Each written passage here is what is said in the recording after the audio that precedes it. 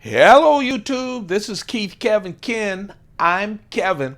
It's time again for another pocket dump deconstruction. It's Saturday, May 28th, 2016. I know. That doesn't mean you're watching it on Saturday, May 28th. Definitely since it's the weekend, because I always I always uplink these videos late, so they come in the middle of the night, because I'm using my very slow internet to watch internet over the weekend. I'm going to resolve that in a couple of weeks. But anyway, let's talk about this deconstruction. What you see right now, what you're looking at, is what I'm going to have in my pockets on this hot Saturday, May 28th. I threw it all on my desk, then I made it all purdy and stuff, took a picture of it, posted it on Instagram just 8 minutes ago. Turned my iPhone 6S Plus from photo to video, and now we're going to talk about what I have in my pockets. We're going to deconstruct this pocket dump. So let's do it. It's Saturday, and I'm wearing the Sabinza of the watch world. It's a Tag chronograph. I love Tag. Built strong. Oh, I really love it. Love Tag, love Heuer. Just a wonderful, wonderful watch. Sturdy, well built, just like a Sabinza. Yeah, I'm not working today. It's Saturday. It's the weekend. I'm going to have time to really just sit back and think and smoke my cigar. The cigar is a Romeo y Julieta. It's the Churchill. Look at that. Just so well made, handmade Cuban cigar, but also one that I'm going to take my time getting through today. The coin today, my lucky silver coin, is the 2009. Let's put some shade over so you can see it. It's a 2009 Year of the Ox coin, Chinese Year of the Ox coin. Have that in my pocket as a good luck coin. My wallet is one of my vintage men's Coach wallet. And it's vodka, folks. It's the weekend. Vodka is what I'm carrying on my hip. The notepad that I'm using is Field Notes. Yes, I can actually read. It's funny, isn't it? I always call these field guides, even though look how big it says Field Notes. And now let's talk about the knives. I'll tell you, I woke up, drank some coffee, and started thinking about big knives for some reason. It's Saturday, that's why. Put on my blue jeans and got into my cases, and I just wanted to carry a big knife. And so I started my day off with this. Two big knives I played with because I've been wanting to carry it. I've been wanting to carry my Spyderco Vallotton for I don't know how long now. Man, it's one of my earlier knives. When I started collecting knives, I just fell in love with it. I really did. Big, hefty knife collaboration with Spyderco and Butch Vallotton. It's the Spyderco Vallotton Sub-Hilt knife. It is a biggie. It really is. 3.71. Please, I'm sorry, you guys. I'm sorry. 3.75 inch blade, S30V steel. This kind of modified tantal blade right there. It's so thick. Look at that thick S30V stock. Look how thick this thing is. Oh, man. There's a lot to say about the Vallotton. First of all, you have a knife in your pocket. You know you have a knife in your hand. It's 6.2 ounces. That's how heavy it is. It has this wonderful, I love the bolster. And I love when it has this smooth G10, very nice smooth G10. It's like the patata. You know, I love the patata, the brand new Spyderco Ethnic Series knife. How smooth and wonderful the G10 is, that's how this is. The bolsters are great, steel bolsters. You don't feel the transitions here. I'll tell you what I hated when I bought this knife. I hate it now. I hate it. I know everyone wants all these choices. Tip up, tip down, right, left. I get it, I get it, I get it. Hey, definitely right and left. And if you can do a four-way clip, that's great. But man, why ruin the look of this wonderful bolster because of a choice? Okay? I'm telling you guys, they don't do that now. They're more recent knives when they have these wonderful bolsters that they spend so much time on. This is an inserted G10 in between the bolsters with these steel liners. But it's so well done, you can't feel the transitions. But look how nasty those holes are. It just ruins the bolsters. I'm sorry. You know, you either want a great knife like this Vallotton from Spyderco, and you'll just have to deal with tip up, right or left. Okay? If you can't carry a knife because it's tipped down, then don't buy it. But why would you ruin my knife because of that? Okay. Enough of that. I just think it's such a pretty knife. It's so thick and nice. So let's talk about some of the things on this knife.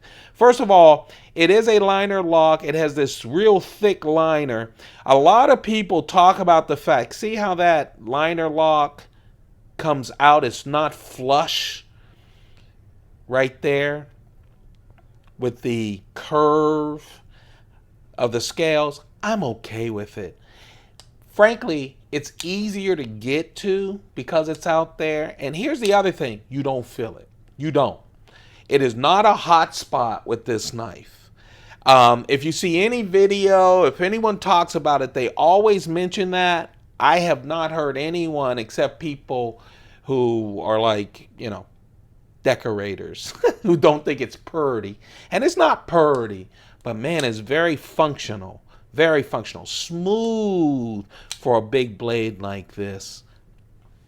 So you have that. The other thing you have with this big Vallotton, of course, there's that Spidey hole. It's very functional. But here's the other thing about this. You see these thumb studs? Well, the thumb studs also sit back there and help lock this thing in. Okay, of course it has liner locks, but you see it plays a role right there. The other thing is you can open this left or right. Now carrying it, obviously you can carry it left, right, up, down, all four because they screwed up my bolster. But also, it's a really nice opening knife. Easy to open with your left hand. Oh man. I really like. It's the Butch Vallotton. The great thing about this knife, I was surprised when Eric Glasser, the son of Sal, and one of the the boss, one of the bosses of Spyderco, when he announced in the 2016 SHOT Show that they were going to do the little Vallotton. Yeah, pretty soon, I hope, or later this year, they're going to have a smaller Vallotton. I like that. I like it. I can't wait till it comes. I got so excited when I heard that announcement. This is the Vallotton. I played with one other big knife, and we'll talk about that towards the end when we talk about the knife that got away. But, oh, man, it feels so good. The Vallotton, the Patata, two great knives with polished G10. Oh, I love that. Because I have the big knife, I also wanted a classy, smaller knife. So, of course, I turned to the Reeve Mnandi. You guys know I love the Mnandi. You know I agree with Chris Reeve. This knife is very nice. That's right, the Zulu for Mnandi. Oh, I love it.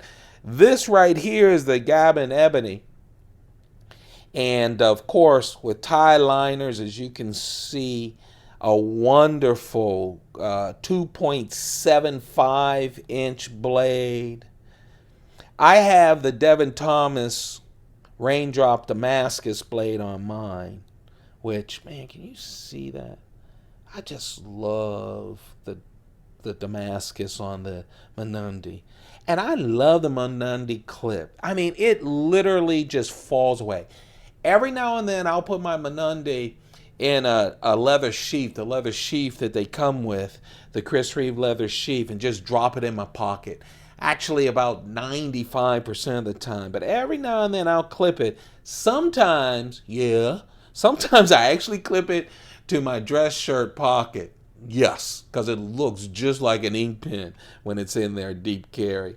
But I just love this knife. You guys know I'm a Mnandi fanatic. I saw some great Mnandi folder collections on, on Instagram. Man, oh man, oh man. One day, I'll just concentrate on getting wonderful Mnandis. This is a great knife. That's the Mnandi from Chris Reeve. I'm including that with this big hunka knife. Yeah, the Vallotton. And then you guys know I've been teasing you and teasing me at the same time because I've carried the Spyderco Man Bug a couple of times. This is the Ladybug, but this is, man, look at that beast. This is the Ladybug Hawkbill blade with that H1 steel. I'll tell you something. This is my keychain knife. Let's just take a deep breath. I'll slow down just a little bit to talk about this knife because, man, it's a simple little knife. It's a little knife. It's simple. It's a keychain knife. It only has what? 1.9-inch blade, but it's hawkbill.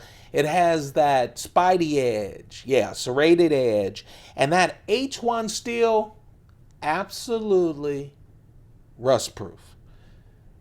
Absolutely rust-proof. This little knife, even in my big Michelin hand, fat Michelin man hand, really fits nice. You throw in the great, and I'm telling you, the great back lock from Spyderco. It's one of their most advanced locks, in my opinion. I'm not saying it's my favorite lock. Of course, I love the compression lock. There's a lot of locks I like. But man, when you talk about a back lock, especially on the little keychain knives, I'm an office guy. I'm not cutting down trees with my knives. I just like carrying 3 of them. Someone asked me, do you use all 3? No, I just carry them. Show them off to buddies. We have like a little showdown almost every day with our knives and coins. But let me just tell you something. This is a really nice knife. And that H1 steel, I promised someone months ago that I would do an H1 blade collection of Spyderco's. And one day I will get to that. But I just love that steel. Someone comment down below. I don't understand it. So it's stainless. I mean, it's a rust-proof steel. Why isn't it in more knives? I know they have the Salt series, and this is part of the Salt series. If you're out and about by the oceans or somewhere that has heavy humidity, get an H1 knife. There's a number of them that are just like the Endura, the Delica. There's a bunch of knives out of the Salt series that you can use. But I really love this little Ladybug knife. I love it. So comment down if you have a different opinion about the H1 steel, because I just think it's almost a miracle steel. Listen to me, miracle steel. As steels go, okay? A very small miracle. But anyway, there you have it. That's my pocket dump for today. That's our deconstruction. That's what I posted on Instagram, that big hunka Spyderco Vallotton, my beautiful, very nice Mnandi from Chris Reeve with that raindrop Damascus, and of course that hawkbill Ladybug. There's nothing ladylike about that Ladybug with that Spidey edge and that hook bill blade. I'll tell you. That's what we have. Of course, this is an Instagram. This is the Keith Kevin Ken channel. And there were two knives that I came across this past work week that I just wanted to carry. Two chunky knives. They just don't work in my dress clothes for work. But man, on the weekend, I wanted to get that hefty stuff. And this is the knife that got away. It's Brous Blades T4 knife. It's carbon fiber, just carved all up real nice. It has the wonderful 4-inch blade. This is the blacked out version. D2 steel, modified drop point blade. It's just nice. Only 500 made. In the world, so only $4.99 are available. This is a really nice blade. D2 steel. You know, Jason Brous loves his D2. I love this backspacer as well. Just so well done. Just so well done. I love it. Flips like a dream. And look. Yeah. Is it smooth? You bet it's smooth. That's the D4. This is the knife that got away. Not the D4. That's the T4 from Brous Blades, one of my favorite knife makers. 4-inch blade, D2 steel. It's blacked out. Only 500 available. And that's the knife that got away. I opted for the Spyderco Vallotton instead. Hey, you guys, thank you very much for watching. I'm sorry this is posted late, but you know, on the weekends I'm watching online and then I post this later. I'm gonna redo my internet in 2 weeks, so hopefully we'll be able to do this, and I'll even be able to schedule when you'll be able to see these. So I'm working on it. I'm trying. Hey, you guys, don't forget you can thumb this up if you like the knives. Please hit that subscribe button. You can follow me on Instagram at Keith Kevin Ken. I just enjoy having a chance to chat with you guys about knives, cigars, watches, coins every single day. Thank you for giving me so much of your time. I really appreciate that. You guys have a perfect day. Keep those pockets full of stuff. Just stuff. Keep them full. Goodbye.